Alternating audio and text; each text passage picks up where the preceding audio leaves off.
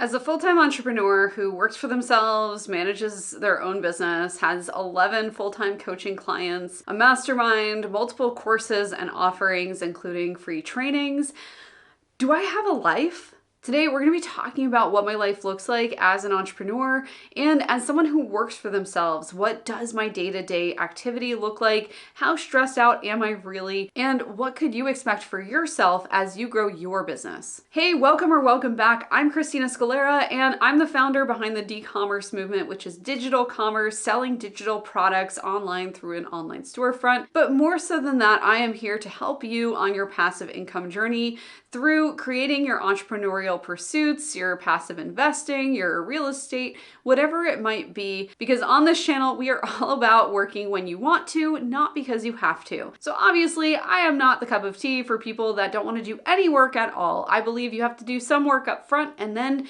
you can be smart about that work so that it pays off and gives you residual income for many months or years to come. If that sounds like something you might be interested in, then make sure you're subscribed and like this video for making sure that it shows up on your algorithm every time. When I first started my business, I will tell you that it was a grind. I spent all of my time hustling to make very little money, if any. And it often felt like, would this ever pay off? Like I was always questioning whether what I was doing was really worthwhile. I remember going out to a dinner with my ex-boyfriend at the time, and he worked in corporate and had all these corporate friends. And anyway, we're all at this dinner, right? Everyone's like around my age, and they're asking me about my business. They're like, oh wow, that sounds really cool. Like, what do you do? I sell legal templates to these people, da, da, da. And someone asked me, how much are you actually making? And I did the calculations in my head, and it was somewhere around $4.80 an hour. They looked at me like I was freaking nuts. They were like, why would anybody do this? I could just like feel the judgment coming from them. The conversation suddenly turned from like, oh, this is so cool, you get to travel, you get to do whatever you want, to like, oh, I feel really bad for you. And like a little bit of a pity shower started raining down on me. And I wasn't there for that. I was like, you know what? Screw you guys. Like, I'm making my $4.80 an hour now, but just you wait. And just they wait, they did, because now I get to have a pretty fantastic life because of the work that I did to start that business. Now, a lot of the work in starting that business wasn't actually the work that you would have to do to start a business. I just didn't know any better. I didn't have any mentors. There wasn't YouTube channels like this one to show me what I should do, what I should avoid. It really was difficult to parse out what would be a good investment and what would be a mistake that would cost me a lot of time and money. So I feel really grateful for those of you who are starting your entrepreneurial journey now, because you have these resources, you have these tools available to you. So I know it can sometimes feel like the marketplace is a little more crowded right now, but you also have the added advantage of things like ChatGPT and knowing what works and what doesn't from people who have gone before you. I did not have any of those things. And not to sound like a grandma like back in my day, but it really was a little bit more difficult to connect with people, to get people to pay attention to you, because the audience just wasn't there. So there's a reason why this industry has really grown up and blown up over the last few years, namely because there is now an audience for people to sell their courses and digital products to, where before that was kind of a slow go, and it has just recently started to pick up in big numbers. So when I first started my business, my day would look something like this. I would wake up at 5:30 or 6 in the morning, not because I wanted to or because my alarm went off, but because I was so stressed out and I couldn't bear not seeing what emails had come into my inbox in the time that I had gone to sleep at probably around 10 or 11 at night, and when I woke up at 5:30. I was also running a service-based business with done-for-you services at the same time that I was starting my shop. And so obviously those clients were my main priority, my main focus, because they were actual people that were giving me feedback versus just products and seeing numbers on a screen. So that took a lot of mental energy and space to make sure that everybody had what they needed. And I feel really good because I was good at that. I was really good at serving people, so much so that I've had a hard time when people came to me. They still come to me sometimes for referrals, and I have a really hard time. I've never really found someone that people like come back to me and they're like, oh, this person was so great. I've actually had a lot of clients come back to me and they're like, oh, we wish you still did this because we can't find anybody that does it like you. And I was like, yeah, I know, because I was like killing myself to give you guys these services at an affordable price. And while I was getting paid well for them, it was a lot of work, and more so a lot of mental capacity, because I never wanted to screw up. I never wanted to do something wrong. It was, in the legal capacity, so I really didn't want to make anything go poorly with their business. It just felt like a lot of pressure, and I was paid well for that pressure, but it also took a toll on me. So that was when I started to focus on building my digital products because my clients felt just overwhelming. It didn't feel like that was something I could sustain long term, even though it was good money as it came in. When I started to focus on my product shop, that's when I started making, more like $5 an hour versus like what I was making before with the clients, and my income really took a dip. And for a long time, I sat in this place of living paycheck to paycheck, basically living above my means every month just because things are expensive and I wasn't making much money. So that was kind of a problem until my digital product shop started to take off. And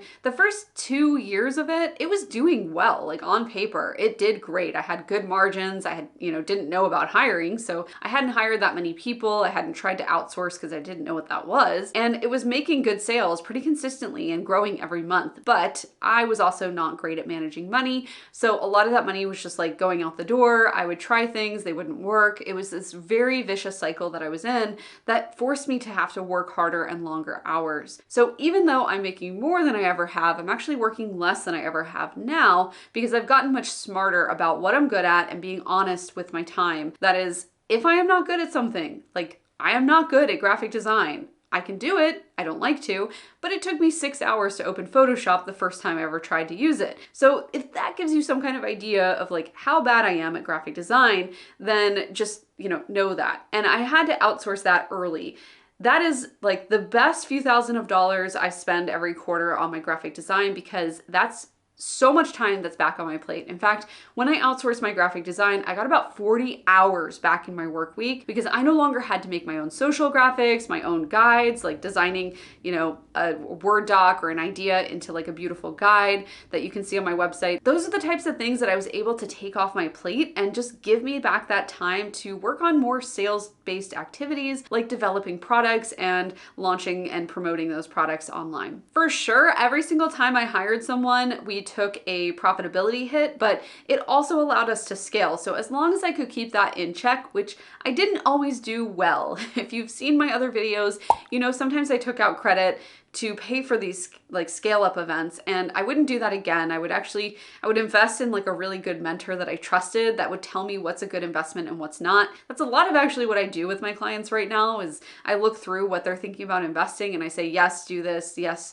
that's a good thing. Or like, this is my hesitation and this is why I wouldn't invest in that. So, there's a lot that I do with my clients, but I would say that pretty much every week somebody comes to me with that kind of problem, and it's really nice to be able to lean on all the money I wasted to show them what's a good investment and what's not. And thank goodness they are seeing those bigger months and that scaling in their business as a result of investing in the right things, because I am there to look at my hindsight, which is 2020, and show them the right way forward. So where my days used to start at 5 or 6 in the morning, they now start more like at 8 or 9. I don't take any calls before 10. And the only exception to that rule is my coach lives in France. And so we're on different time zones. She has littles, and I will make an exception for her. Sometimes I do her calls at like 6 or 7 in the morning because obviously Pacific time zone is way different than France time zones. So I will make the exception for her, but otherwise I am not talking to anybody before 10 a.m. Pacific. And that's just because I want to make sure that I can always have that nice slow morning to start the day with. It really helps to set me up for success that day and to become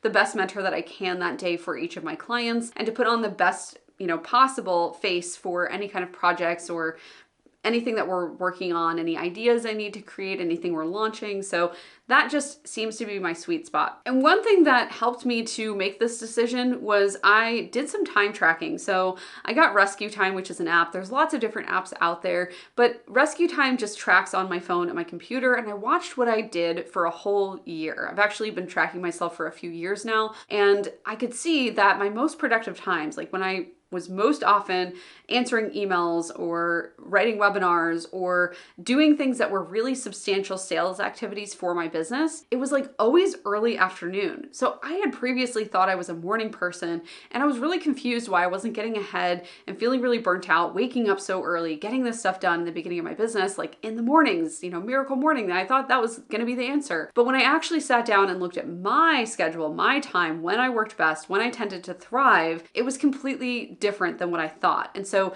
switching my day to allow myself to have that sweet spot of time in the early afternoon, that has given me so so much time back because I'm able to be a lot more efficient about the tasks that I accomplish just based on my own personal data. So this isn't like you don't have to go out and invest in anything fancy for this. You can just start to look at when you are most competent and efficient at getting tasks done, and not just like admin tasks, but like actual big sales activities that help your business. So hopefully you can do some of that and see that, your custom day it's going to look a little different than mine, but that's how I decided to start to make this day happen for me. So the other thing that's really unique about my schedule now is that I only really work on Tuesdays and Wednesdays. Now, with my secretly successful clients, they are getting Voxers with me every single day. I basically say like bank hours, if there's a holiday or weekends, evenings, I'm not on Voxer. But if you Vox me on a Monday, I'm going to get back to you on a Monday. If you Vox me on a Friday, I'm going to get back to you on a Friday, unless it's like, 7 o'clock at night. Then I'm not getting back to you till Monday. So anyway,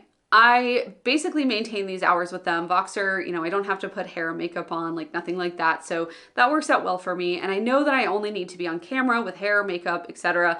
for Tuesday and Wednesday, sometimes Thursday too if I have to film, but today's actually Wednesday, so bonus because I get to do client calls and have hair and makeup done for those clients, combined all into one. Love that. So Mondays are my personal day, just to do like anything personal. If I have doctor's appointments, dentists, whatever, I know I can always schedule that on a Monday, and that has really helped because, sometimes you have to schedule those things really far in advance. Doctors are hard to get a hold of. So I just know that anytime Monday is open for that kind of activity. On Tuesdays and Wednesdays, that's my day for clients. That's my day to show up on podcasts, do interviews. I just know that I'm going to be in full hair and makeup those days and present a little bit better. So that's already on my in the back of my mind on my calendar. And then Thursday, again, that's kind of my swing day. If I need to do any kind of like if a client was on vacation, or if I have to do a call that day or YouTube filming, I will. But for the most part, almost every Thursday ends up being ideation and just kind of working on some webinars and having fun in my business, doing the activities I enjoy. Friday is a mix of like networking and some of like the carryover from Thursday. And then the weekends I just use to do whatever I want. Like that could be work, that could be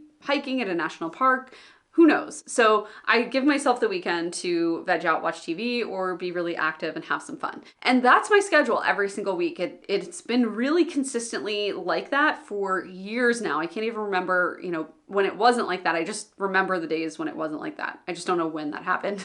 And it started by taking Friday afternoons off. And I would just and actually it started with like Friday lunches off, where I would just be doing all this client work, like constantly, all day, always. I did always pretty much take the weekends off just because clients usually weren't emailing me on the weekends. So I felt like I could take those days off, and I've always kind of had that as like the, beginning point. But really when I started to create a lot of this, what I call radical white space in my business, to create and to ideate and do all these cool things that we love doing, that started with the Friday lunches that I would go and I'd have like a working lunch. That was like the most I could bear and not feel guilty about at the time. And even then I probably still felt guilty a lot of the time. So then the lunches turned into like afternoons where I would have that, maybe go to a Pilates class, go for a little walk around Pond City Market. I was living in Atlanta at the time. And then it kind of morphed into all day Friday. And then I noticed that I needed Monday to do the personal stuff. So Monday started to get taken off, and then it was, Tuesday through Thursday. And I realized that I was actually a lot more productive, probably because I had some time to take off and recover. But I was able to finally get everything I needed to be done in those 3 days. I think it's Pareto's principle, where like the time you have is going to be how much time it takes to get something done, right? Like if you have a task and you have 2 weeks to get it done, it's going to take all 2 weeks. If you have 3 days to get, 1 day's worth of work done, it's going to take all 3 days. If you have 2 hours to get 1 day's worth of work done, you're going to do it in those 2 hours. And that's the principle that has definitely held true in my life and my schedule. So even though now I am working less than ever, it's more efficient than ever. And that's the big difference between when I started my business and where I'm at now, and kind of how I shifted to get there. The other big shift that's come along the way that has really supported my journey and my growth is investing in mentors. And when I didn't have any money, that looked like this. It looked like free content. I would consume their podcasts, I would consume their YouTube videos. If they had low cost offers like books, I was on it and listening to those, usually listening because with my ADHD, just audio works better for me. But I was always consuming content and information and learning about how to get to that next level. I think you're already off to a great start if you're here and subscribe to this channel. That's amazing. And if you are ever ready to take it to the next level and invest, the thing that changes for you is how serious you take that investment of your time. So I know it's actually an investment of money. It's also an investment of time and of trust in that person, because a lot of us as entrepreneurs do not have supportive friends or family. And so what can actually fill that void is a mastermind or a coach or both, ideally, that support you. So that's really why I created my Secretly Successful Mastermind. I found that a lot of people that wanted to work with me didn't have supportive spouses and family members and partners, and just generally didn't have that support system in their life, or maybe they're like me and they're traveling a lot or living between different small communities that don't have a lot of entrepreneurs. So they needed that support, that peer support and that coach support in their life. And so that was how I created that program. And really the basis of like past programs that I've created have come out of that sentiment as well. So if you do find that you need a little bit more support in terms of coaching or mentorship, but also you're desiring that peer aspect, you want to connect with other people who are like-minded because you're sick of the people in your community that just don't get it, or maybe even family members who are just pestering you about when you're going to get a real job. I definitely understand what that's like because that was my life for a long time. So please know there are even more elevated support resources out there than just free content on YouTube. Free content is amazing, but it is not what's going to take you all the way. I don't know anybody who hasn't gone further faster without a mentor. You really need mentorship in your life to guide you to that next step and to encourage you on those days when you feel like playing small, when you feel like, not doing the thing rather than doing it. Another thing that's been really helpful on this journey that's changed from where I was at to where I am now is just inviting more stability into my life. So you saw how I did that with my schedule, but I'm also better able to predict how much money I'm going to make from any kind of promotion or launch or sale that I run, because I can see that I know so many people are on my email list. I know so many of those people are going to convert, and I know that the price of the product or the offer is this much. So I can do the math and figure out how much I'm going to make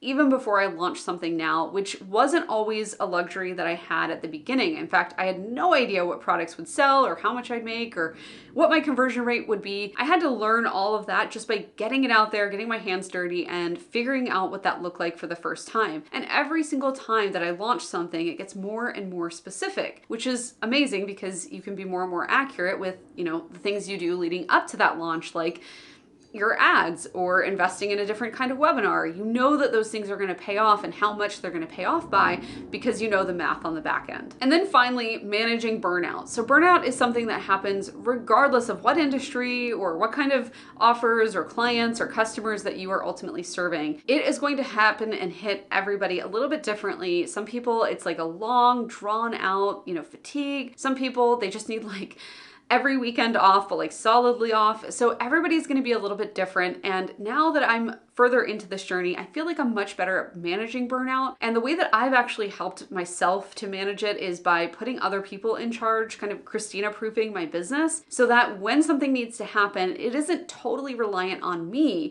and how I feel that day. So for example, this YouTube channel would never exist if I didn't have a content team and a YouTube editor and all these people coming together to make sure that this video goes live twice a week. And if you appreciate that, do make sure that you like this because it's a lot of work and a lot of money to make all this happen, just candidly. Like the graphic designer, I've had to be really honest about what I'm good at and what I actually enjoy doing, and then outsource all the rest so that I am just the idea machine and I'm just the person, the face, the dancing monkey of the brand to make sure that everything is running, whether or not I feel like doing something in the morning. So I know that launches are happening. I know that people are signing up for programs. I know that emails are going out, and I know that videos are getting posted, all because this team is running without me. And of course, that didn't happen overnight. That happened over several years, cultivating an amazing team that works well together and works well with me and my crazy ADHD-ness. So it takes a little bit of time, and I would say be patient in cultivating that. But do start to outsource some of the things that you don't enjoy doing or that you just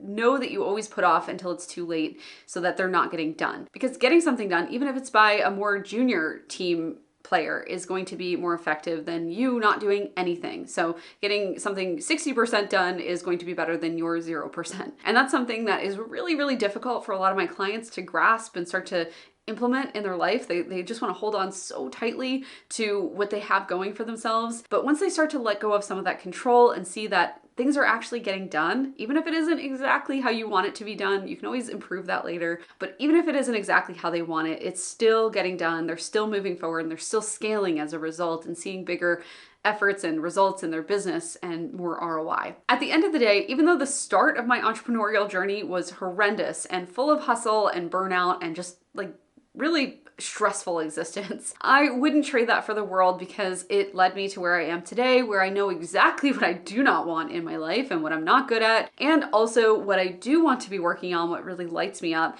that gives me the energy to show up for you guys here on this channel and in the free workshops and the paid workshops that I provide through my brand, and the courses, the coaching, the masterminds. All of those things that require a lot of energy on my part now are more focused, more efficient energy uses than what I was doing when I first started any kind of business, whether it was successful or not back in the day. If you are interested in more entrepreneurial lifestyle things, leave your comments and questions below. I would love to cover the topics that you're interested in. And if you're not interested, that's totally fine. Let me know as well, because I am here to make the content that really serves you and gives you that behind the scenes look that other channels might not be willing to give you as vulnerably as I'm trying to do here. So ask away, ask me anything, and I will be happy to show up. And I'll see you in 2 videos a week now. In the next video, where I don't know what I'm actually covering. I don't have any notes here about what the next video is. But I will see you soon. Make sure you catch up on the past videos on my channel, and have a wonderful day.